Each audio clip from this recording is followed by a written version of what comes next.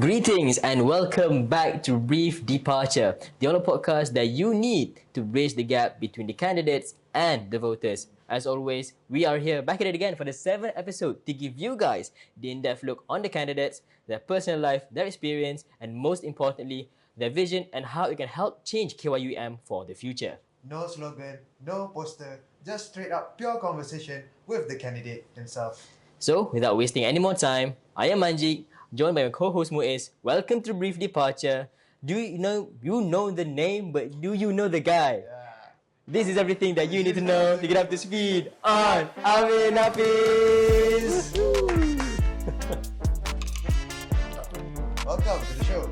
Thank you for having me, guys. As always, the first question, wajib question for every single session that we have here. How did you feel when we first approached you to join this podcast?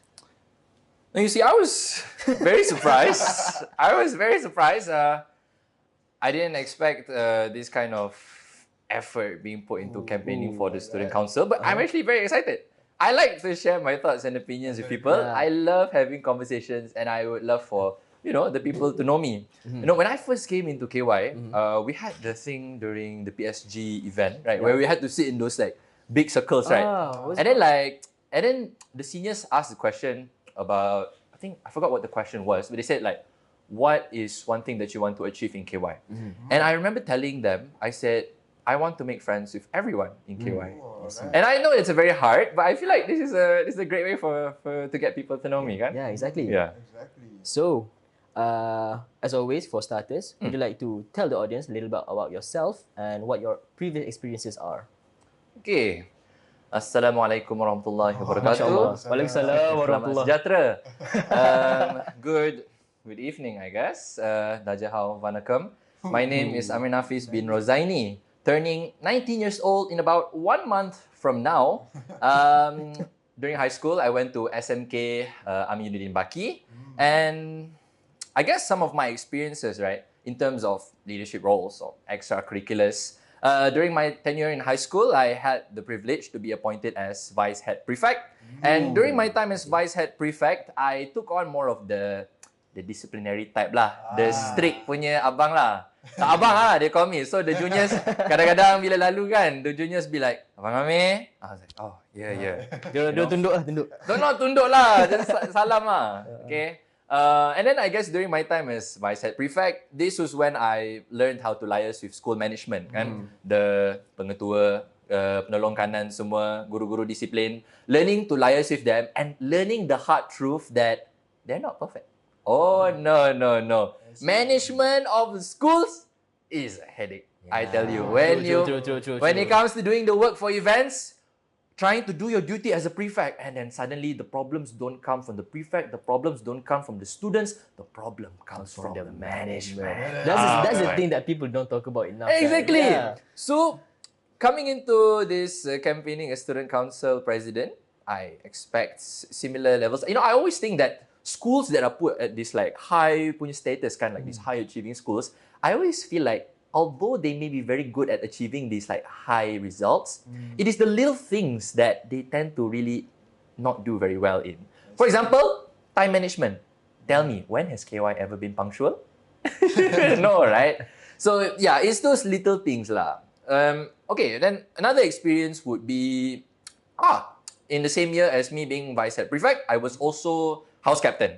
I was house captain. How is that possible? Because I really wanted to be house captain. Wait, I really enjoyed it. There's no policies. No. Oh, really? So I think I was the only person who held like those two roles lah, like in the prefectorial board and also the sports house punya. So I was vice head prefect and house captain at the same time. But luckily, it's not like in KY. Being house captain is just for that one season kan. Dia punya season sukan kan. So it wasn't too much. But I always wanted to be house captain. Rumah hijau. Rumah hijau. Yes. Okay. And like for the previous 2 years before that, Rumah Hijau was always the champion kan. And I wanted to carry on that legacy. And this was the time where there was actually challenges in leading a team of people. Where this year, like during that year, suddenly the quality of athletes. The quality of students is not of what was, in the past. So that was the difficulty that we faced, and difficulty working with my team, where my batch of students in Form 5 during that time were not so cooperative lah. They were really lazy. They didn't really want to work well with me, and I had a lot of my own issues. I guess as in character of a KY student, on top of juggling stuff with prefects, being a house captain, I was heavily involved with a lot of emceeing, being MCs for events, right? And competitions as well. And unfortunately, during that time, like right in the smack middle of sports season, I was admitted to the hospital. Yeah, What? so I had to, because I had like a lung infection. I have honestly no idea where I got it. The lung infection put me out for a whole week. And it was right smack during Sukantara. So like, it was like in the hustle and bustle of sports season. And then like, I'm laying like on the hospital bed. And then I got teachers and my team calling me and said, where are you? Where are you? What are you doing? Why are you not in school? We can't do anything without you. I'm like, bro, please, I'm dying on the bed. What do you want me to do? Like, I've given you like the instructions and all this. Please, just carry it out. Like, no, the students don't want to listen to us. They only want to listen to you. Like, that's not my problem. Aku tengah sakit ni. Like, I'm coughing 24/7. Like, what do you want me to do? And it was a struggle. It was really, really frustrating. And it really highlighted the importance of, when you're leading a team, it really highlighted the importance of proper communication and delegation of tasks within the team lah. I feel like that's a shortcoming on my end, not actually communicating and delegating tasks on time to my team. So actually, some of them actually didn't know what to do, and I feel like that's on me. Okay, because like when we don't do these things beforehand, and suddenly we're hit with unforeseen circumstances, like me being admitted to the hospital, suddenly everything is in disarray, right? And then more difficulties after that. Right after getting out of the hospital, I had to go for a competition, national level competition, public speaking, and then in the middle of that, I had to go in between. Like I had to go from competition, go back to school, do the sports house thing, compete in the sports, go back to the competition, compete there, and it's a real struggle lah. And then week after that, more competitions, track and field pula. It's all crazy lah, But that's like in character of a KY student, I guess. Okay, so that's enough about me being a house captain. Another role I had was being president of the track and field club in my school. So as aforementioned, I was competing in track and field. I was, nasib baik dapat join MSSM in shot put. Fun fact about shot put. Yeah. Your passion shot put is crazy. Yeah. Yes, I love shot put, guys. I think for those who had the fortune to train shot put with me during Health Awareness Week, I think you would know I trained, fun fact, I did not just help with Sapphire. I trained all the houses, I trained all the athletes that wanted to join shot put for Health Awareness Week. Because that's how much I love it. I love track and field, especially my event, shot put, and I love explaining. I love helping because I want everyone to really, have more knowledge in that. True. And overall, during the competition, I want everyone to like be on a higher level of competition, right? It's more fun for everyone. And so, as president of the track and field club, during this time, I had a bit of experience organizing some events, specifically some workshops. Of course, in character of me, I organized some shot put workshops for the participants within my club, where I think we had 2 sessions, one online and one on site at the shot put ring in our school, where I basically taught them first the concept of how to throw the shot put or this and that, and then our second session actually physically doing it. So yeah, I think that's just about my experiences. Yeah, and then for my overall personal capabilities, I think I would say the activity that would highlight me the most is my public speaking. My experience in public speaking. We can see that. Hey, Definitely. no. I'm just a yapper, but I have experience in 2023. Something I'm a bit proud of. I was a participant in the National ICT Security Discourse, also called as NICSET, where basically it was a mixture between public speaking and debate, but somewhere in the mix. It's like a forum. So basically, you have a group. You're in your group. You give out your presentation, present your ideas. At the same time, the other teams can give their POIs. But the point is not to shut down the opposing team's points, but to just ask questions and really allow them to answer the questions and let the audience know more about the presentation. I see. That's really it. So I was in that for like 2 years, and then fortunately, Alhamdulillah, in 2023, I was the overall best presenter in the grand finals. Congrats. But in both years, my team still managed to get first runner up. I also don't know how. But yeah, and then from there, some experience also was because of me winning best presenter.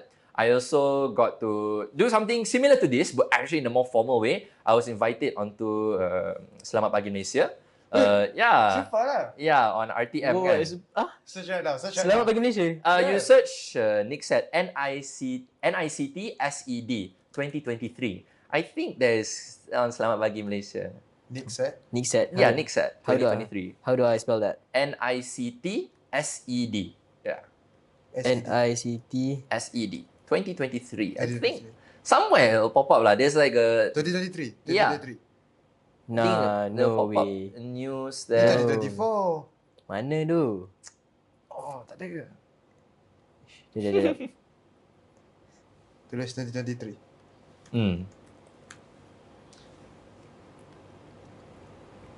Sabtu. 20, Betul ni? 23rd of December? No, I don't think so. No. Tak apalah. Tak apa. Tak apalah, I think another time. Sure. Another time. Okay. Alright, that's cool. Okay. And then I got some experience also in this like interview punya environment. And then one more, I think most recently, I think some people would know is that I recently participated in the ISKLC Forensics and Debate Tournament. Alhamdulillah, managed to come out as a finalist in my category of public speaking, but missed out lah on the top 3. So I would say that I'm a bit okay with public speaking, and it's something okay lah. and it's something Okay that lah. it's something that I hold dear to myself, and is one of the main bases that I'm taking into my campaigning as student council president. I see. So yeah, that's just about my experience That lah. was a long answer for a single question. Sorry. Very good. Next one. Okay. So have you always been a person who's actively participating in organizations or holding positions, or was it always not like that? I would say that my participation in organizations came a bit later into my years in high school. You know, as a actually in sekolah rendah kan. But again, in the later years of sekolah rendah, like it's either standard 6 and form 5. That is like the most active punya years. Other than that, I'm just gonna play around and say I don't care. In fact, dulu before my time as a prefect kan, aku asyik nak gaduh dengan pengawas. Apa masalah pengawas ni? Dia nak jelekkan aku kan. Like, ni sekali aku tumbuk. Biar aku tak in baju kan. And then last in form 5, vice head prefect. And now I have to tell people to tak in baju. Bodoh. Comes around. But yeah, I wouldn't say that in my younger days, I was the one actively wanting to pursue these roles. But I guess as you grow older, the sense of responsibility and wanting to be someone who has a greater impact on not just yourself, but the people around you, it starts to grow on you. And it's something that has definitely been growing on me ever since I came into KYUEM. You know, but truth be told, I have been on an active pursuit of leadership roles and positions in clubs and organizations within and outside of KYUEM, of which I've actually been unsuccessful. Yeah.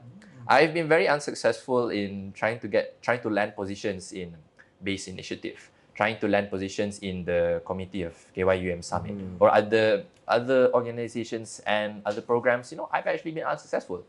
Maybe it's problem with how I answered their questions. Maybe it's problem with my resume. You know, a lot of room for improvement. But to me, I don't feel like giving up. You know, that's why I'm pursuing this, position in the student council, because I feel like if I were to give up, then there's no growth from here. There's no development from here. If I stop now, it's game over, right? Because the saying goes, even though you're at rock bottom, there's only one way left to go, and that's up, right? Oh my God. Right? Yeah. So even if dapat tak dapat student council president, I still have more plans coming on different types of roles that I want to try out for lah. So yeah. So I guess this can also apply to other people, right? Who wanted some position but they didn't manage to. But it's like it's not the time for you to give up.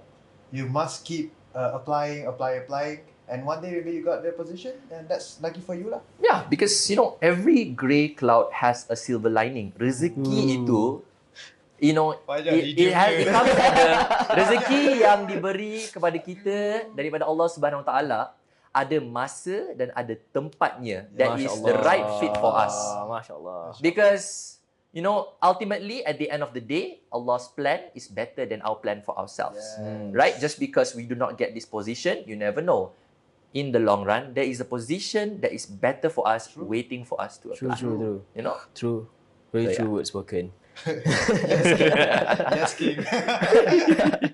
So let's move on to KYUM. Alright. So this is the first time you have been to a boarding environment, if I'm not mistaken. Yeah. So how does that differ to Harian school? Okay. Coming into KY, it's definitely a different environment. I'm a budak sekolah harian. I'm surrounded by people from SBP, MRSM, SBP, KYS. Yeah, don't get me started on KYS, man. You know, I always feel out of the blue when people are like, oh, are you from KYS? Are you from Sedar? Are you from Sedar? Are you from SKK? I'm like, huh? You know, fun fact, I only knew what KYS was after my SPM. Like, I didn't even know what is KYS, Sedar, like, I don't even know. I'm just a little budak sekolah harian. I don't know all this. The environment is definitely different, but I think what makes KYUEM different from other schools like Taylor's, Sunway, KTJ. KTJ, my op, I swear. But I feel like the fact that KYUEM is in the middle of the jungle, you know, in the middle of nowhere, it somewhat forces the students to be a lot more community and society driven. Yeah, true. You know, driving us to really make and build stronger connections and relationships. Because at the end of the day, in the middle of the forest, we are all we have, right? Yeah. The only thing we have is each other. And I feel like that is one of the main strong points of KYUEM. You know, I definitely enjoy it. Even coming from a sekolah harian punya background, I don't feel much difference coming into KYUEM. Just the fact that now I have to live here and all. But overall, the environment is just the same. I feel like I have been more open to building friendships and relationships with people here more than in my sekolah harian. Really? Yeah, See. actually. So yeah. So do you like feel any regrets not like joining or enrolling into any SBP or MRSM, or are you like completely content with what you already have?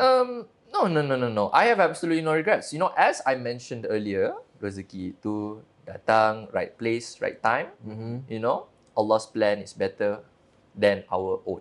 Yeah. So anything in the past, it all happened for a reason.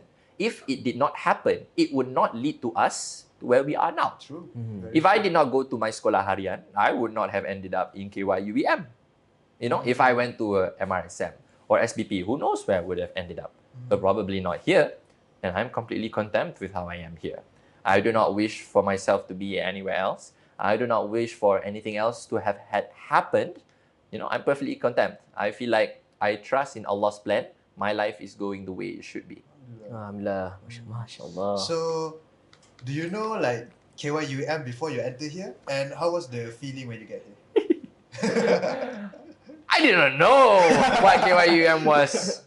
You know, I finished my SPM just like all of you. When I finished SPM, I was thinking, what do I do after SPM? I didn't really have too high of ambitions. You know, I've heard the words matriculation, foundation, A levels, but I didn't really know what it was, and then I had to research. You know, then my mom gave me some suggestions. You know, I thought Taylor's, because it was the closest to where I lived, and it seemed a bit more open, and I had more freedom. I also had a senior who from my high school who went to Taylor's, so I was more drawn to that institution. And then I had to research about KYUM, and I was like, what the hell is this place? You know, in the middle of the jungle, it has strict academic rulings, and I'm like, no, I'm not gonna go here. My parents are like, why? I said, I'm not going in the middle of the jungle. Count me out. I am never going to KYUM. Ta-da!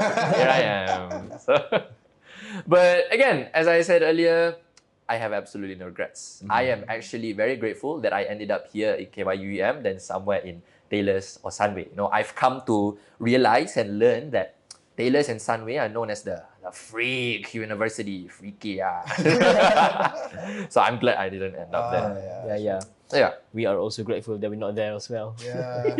So, as I'm not mistaken, you're pursuing economics. Yeah. So, why economics? Why? Yeah, why? I want to know. I thought this was about student council. You're asking me about my ambitions.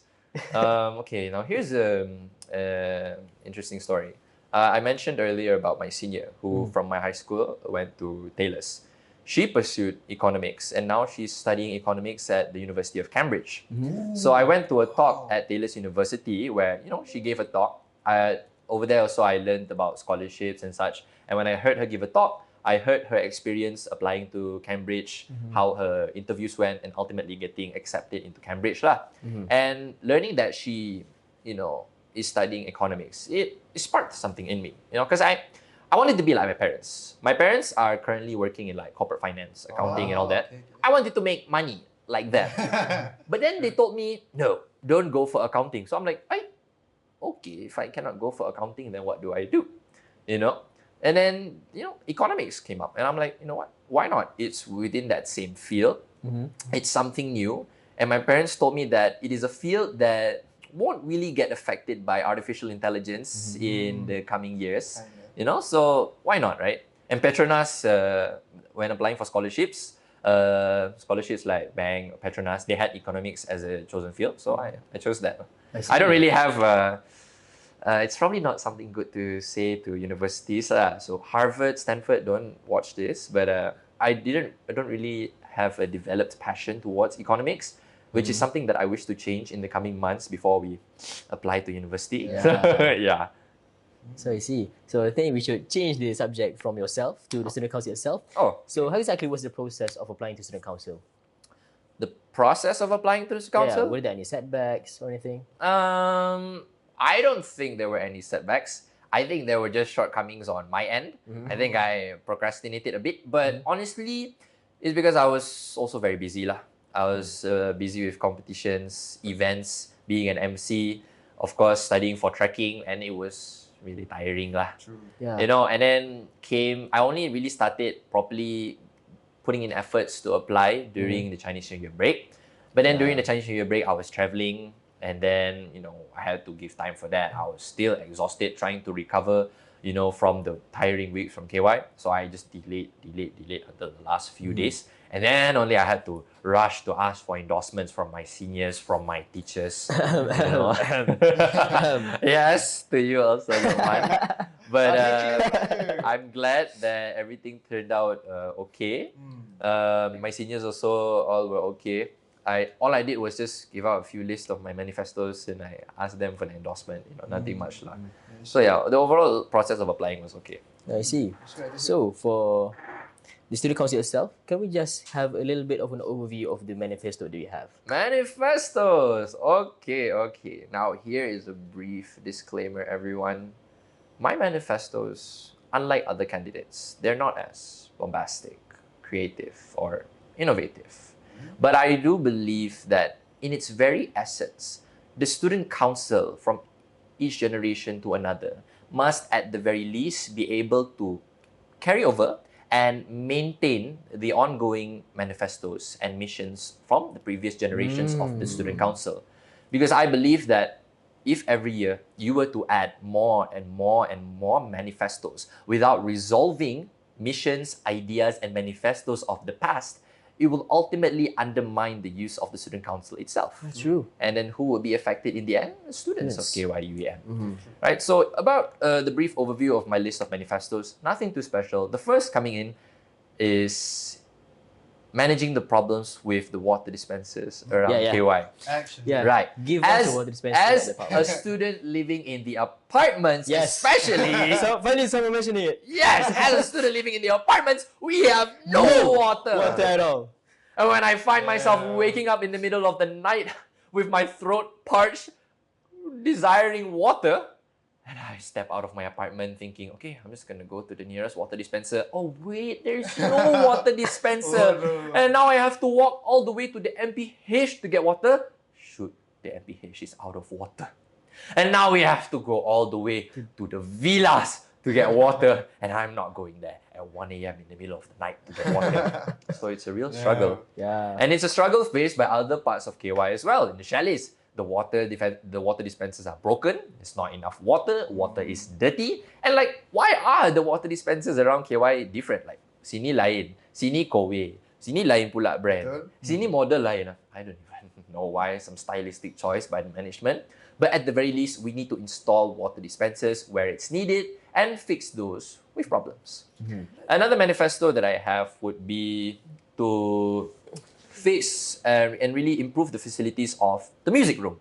You know, as a fan of Kojang, fan of Angkaswana, the KY Orchestra, an enthusiast of music in itself, I see that the music room is of great importance to the students of KYUM.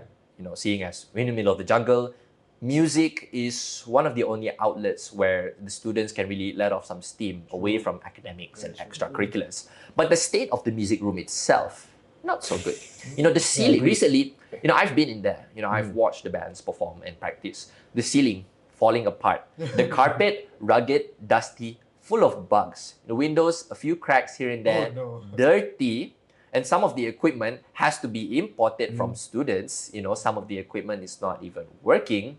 And it's like, I think, if I'm not mistaken, the fan in there is not working. So overall, you know, as a person who likes music, who enjoys watching the bands perform and wanting them to practice in the most optimal conditions, I feel like it is important for the student council to perhaps liaise with the music club, for example, and to liaise with the bands, raise funds, improve the facilities of the music room, probably with some help from SS. You know, no need to delve into too deep into the manifesto. Yeah. But yeah. And then another manifesto would be to improve the facilities of the tennis courts and the volleyball courts. Okay.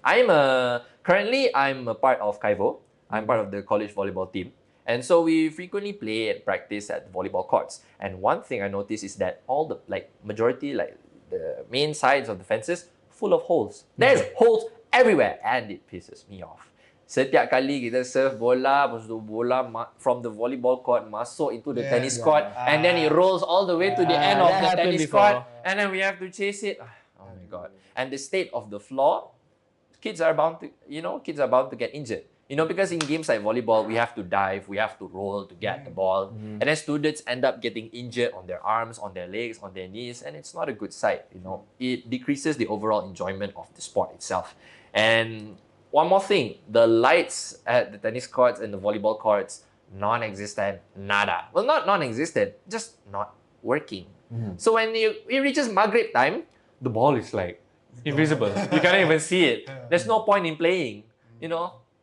So it's not fun. So hopefully the future student council generation, we can liaise a bit with SS, you know, properly work it out with them and improve the facilities of the courts. And I guess the final manifesto on my list would be that the student council will have to liaise with student clubs and organizations, in particular, MUSCOM, KY Christian Fellowship, and in the future, I've heard from a friend, upcoming KY Buddhist Society, to ensure that event plannings and programs between organizations such as MUSCOM does not clash with events and programs held by other organizations, right? Because one of the main problems that we've seen come time and time again is that, you know, we have a talk in the surau, you know, we have a program under MUSCOM, and then suddenly we have KY concert night.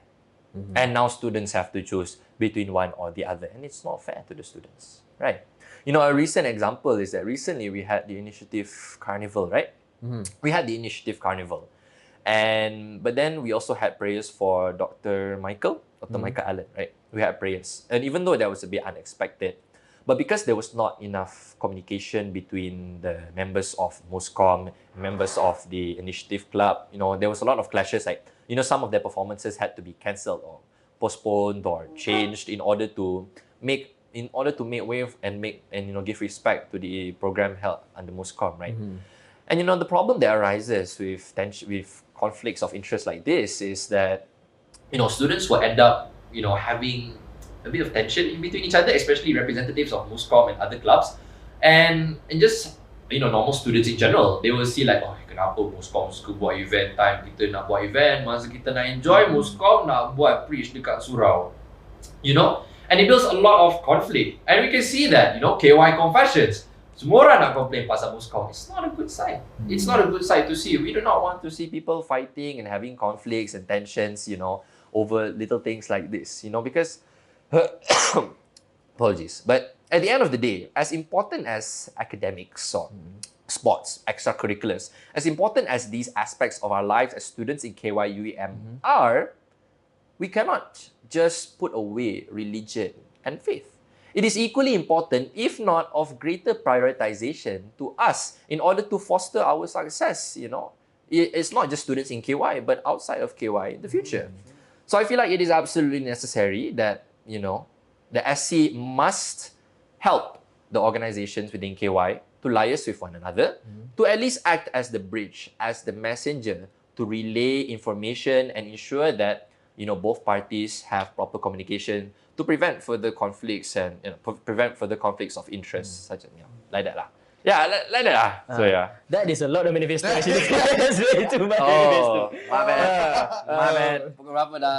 Oh, they're gonna kill me dah. It's okay. So I think we just go straight to the final pitch. Okay. This is your time to speak directly to the voters. So if you have anything that you want to say, anything you want to summarize from this podcast, this is your chance to do so. So the stage is yours.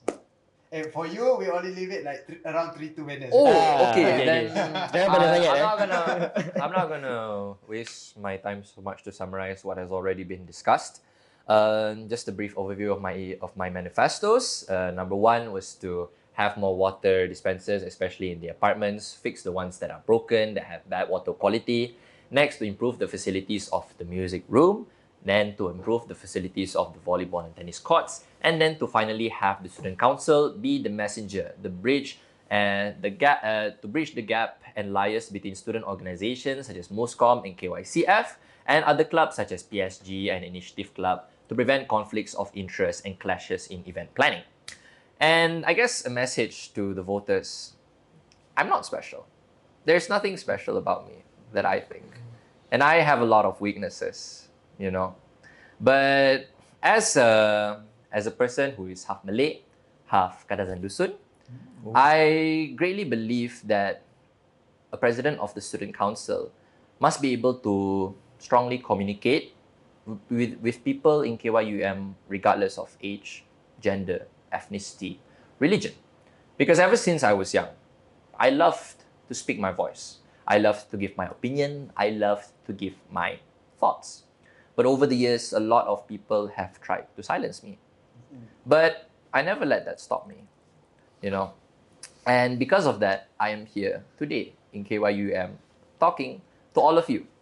So in the process of choosing who you want to vote for the upcoming campaigning and the manifesto nights, I would say that I am just someone who doesn't want to just be a leader, a title, holding the title of student council president, but I want to be your friend. I want to be your friend who you're able to just come up, ask for advice, If you need a volunteer to help carry tables and chairs for events, you can call me up. Want someone to train you for shot put? I'm there. Muiz, in the gym, you ask me for advice on how to lift. I am there. Lukman, the first few weeks of KY, you asked me, how am I good at speaking? I would be absolutely glad to share that with you. And I feel like as a student council president, I want to be someone that is easily approachable and someone who acts as the proper bridge, between the management and students to really, how do I say? To really give out the opinions and thoughts and complaints of the students to the management to ensure that we are able to produce a conducive environment that is able to foster the success of everyone in KYUEM. Now I'm lost in thought. But as a closing, I want you to imagine the student council as a tree. The branches of the tree represent the different departments: welfare, welfare, ACAT, sports, and all that. and they have all these leaves and fruits. But as the student council president, I am merely the stem of the tree. No leaves, no fruits, nothing special, but rigid, stable, and able to connect every department, ultimately building a strong and stable student council. And so, throughout all my life, I've been silenced by those who do not wish to hear my voice. But if you were to vote me as your student council president, I will be your voice. Thank you. And that, ladies and gentlemen, is a wrap for the 7th episode of Brief Departure. Once again, thank you, Amir Nafiz, for sharing your thoughts and visions. I hope what he said has ignited a spark in all of our viewers.